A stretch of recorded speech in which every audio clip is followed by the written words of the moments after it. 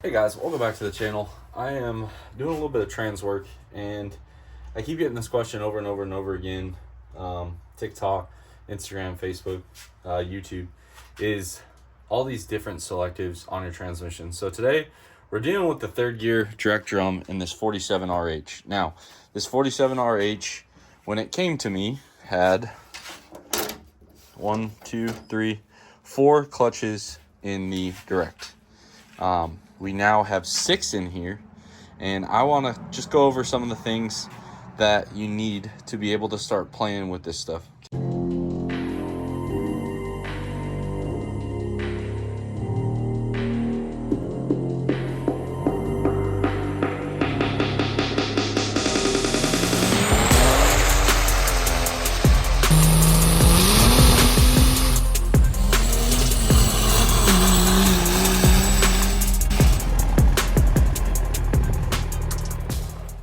First things first, there are 4 different snap rings.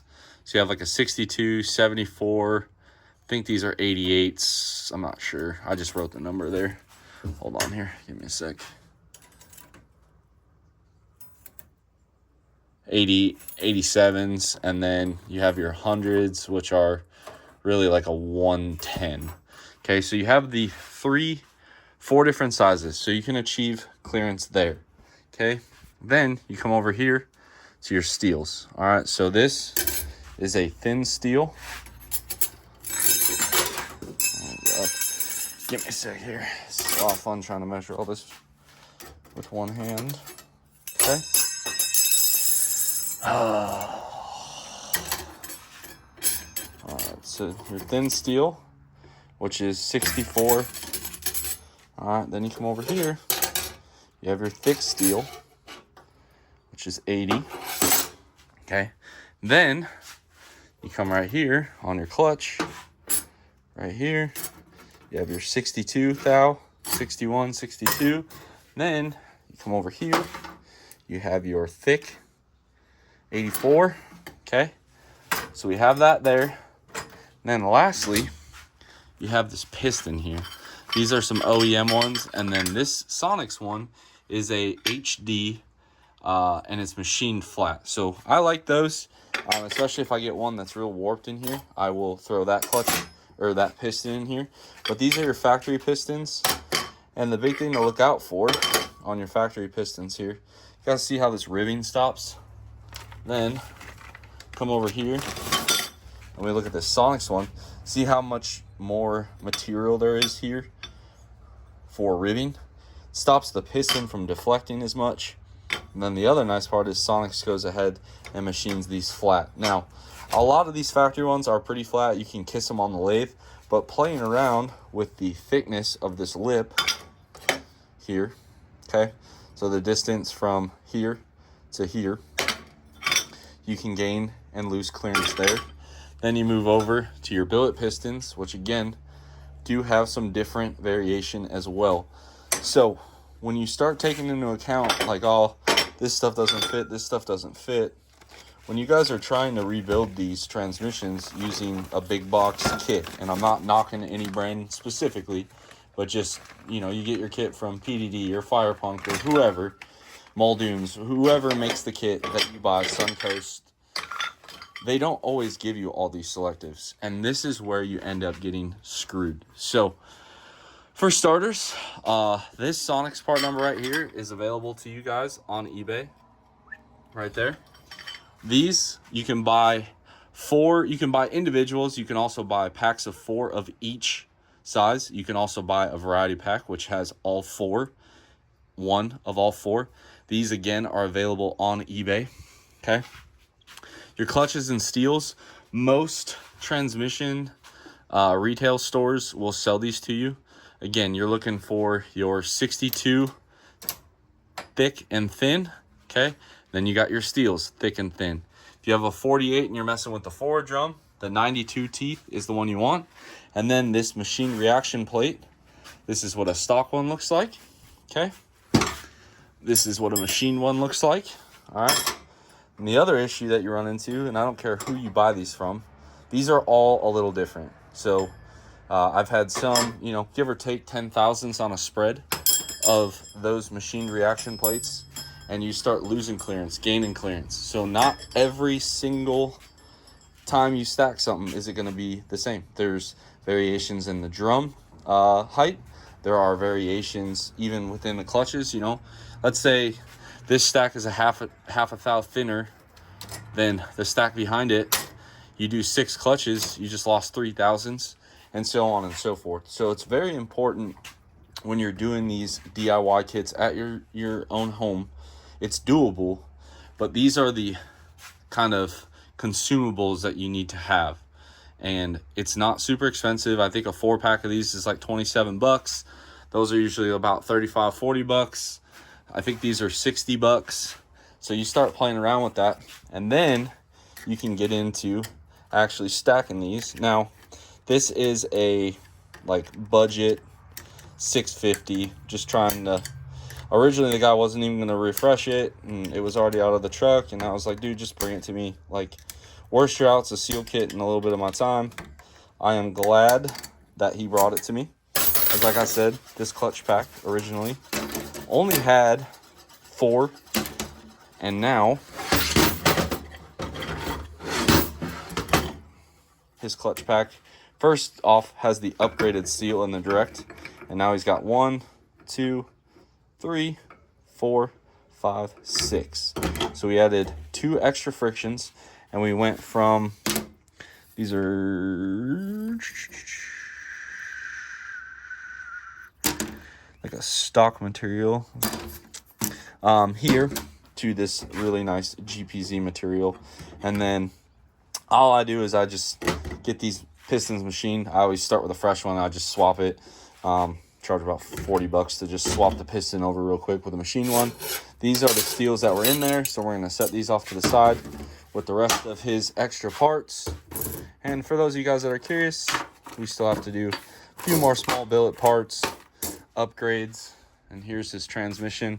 I just have this pan on to keep the dirt out. This was covered up until I came out here, but I'm sure I'll get people that hate. But this is his, the rest of his transmission. It is 2-wheel drive. So 2-wheel drives, I hate them. I hate having to stand them up like that. Makes them kind of a nightmare. But that is what we're working on. And I just really wanted, make sure you guys change the bushings out too. Sorry, I'm a little scatterbrained. But there's this bushing, a little bit of wear in there. Went ahead and replaced it for him while we were in there.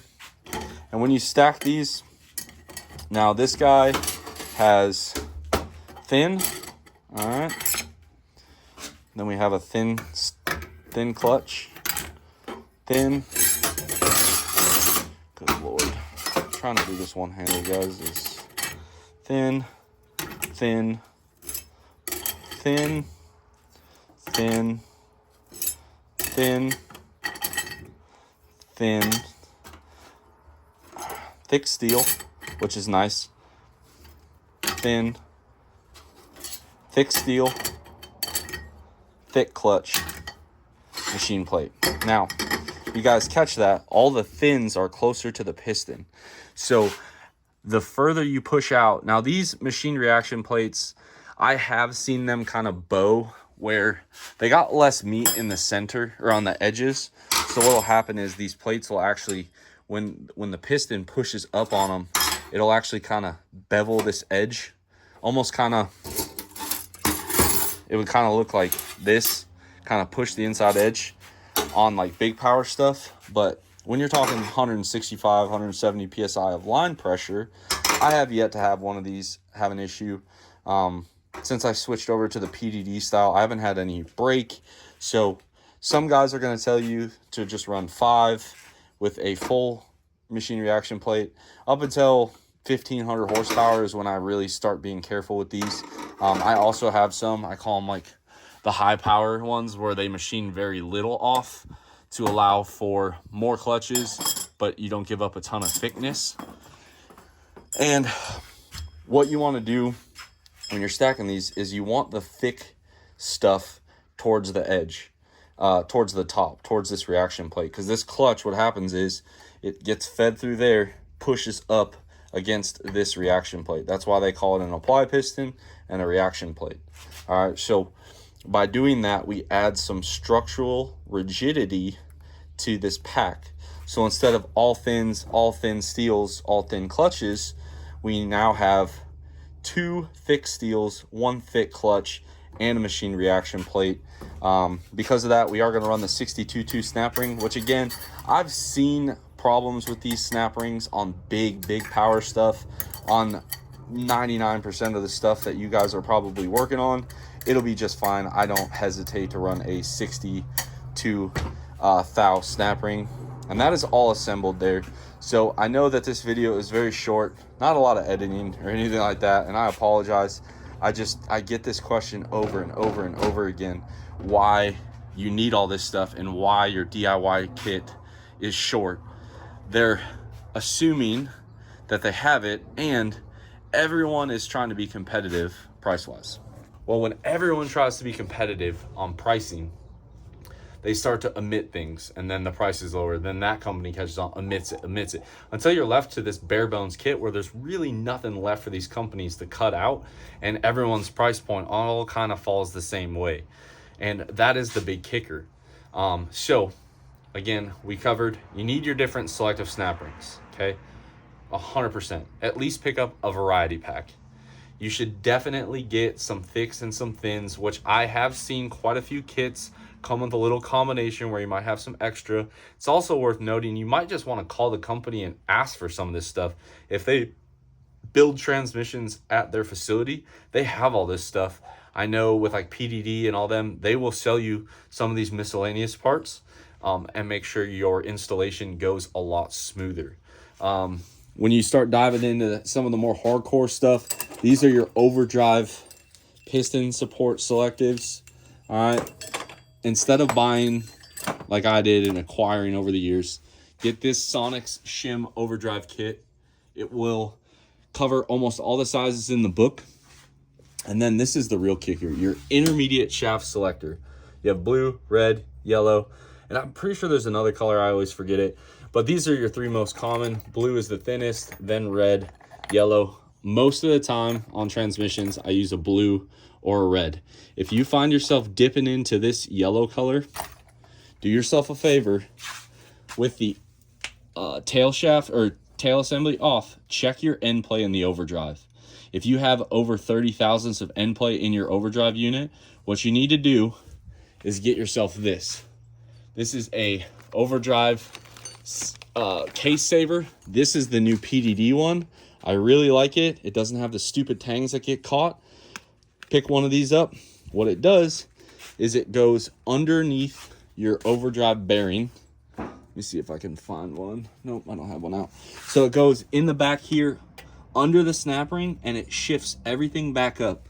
Most of the time, if you have an intermediate selective and you need yellow, you're going to be over what you have in your overdrive housing. You should use one of these. Once you use one of these, the one that's on the intermediate shaft or this red or blue one will be your pick. Now, as you shim that up, it changes the intermediate selective spacer size. It also changes the overdrive piston support as well. So once you do that, you want the overdrives to be pretty tight. And again, with your Endplay, you want less in the back than in the front, especially on a 2-wheel drive. So this one currently has 22 thousandths of Endplay in the tail shaft section. So I'm going to try and target about 30 thousandths in the main case or total. Okay, because what you don't want to have happen is you run out of all the Endplay here, the drive shaft bottoms out, jams everything forward. It'll either break the pump gear, can also damage some of the stuff in there. You can also shove the converter into the back of the crank. A lot of bad things. Now on a 4-wheel drive, the T-case input doesn't really have a lot of Endplay. So on like a 4-wheel drive, if I have, like let's say this is 30 and this is 30, I'm going to ship it. But if this is like 40 and this is 30, I'm going to still put one of these in. So anyway, guys, little scatterbrain. Just wanted to give you guys a little tech info that so many people have been asking for. And I figured I'd get a video up. By the time you guys watch this, I will be on a flight heading out to KOS to go hang out with everyone. I hope to bring you guys lots of good footage. I am helping David as best I can, as well as helping Matt and Sarah. I'm looking forward to meeting everybody out there. Again, when you guys are watching this, it'll be that weekend. US Dragway 13, Del Mar, Delaware. It's going to be a good time. So anyway, guys, hopefully you'll like this one. Drop your comments down below. Subscribe if you are not already. And as always, I'll catch y'all on the next one.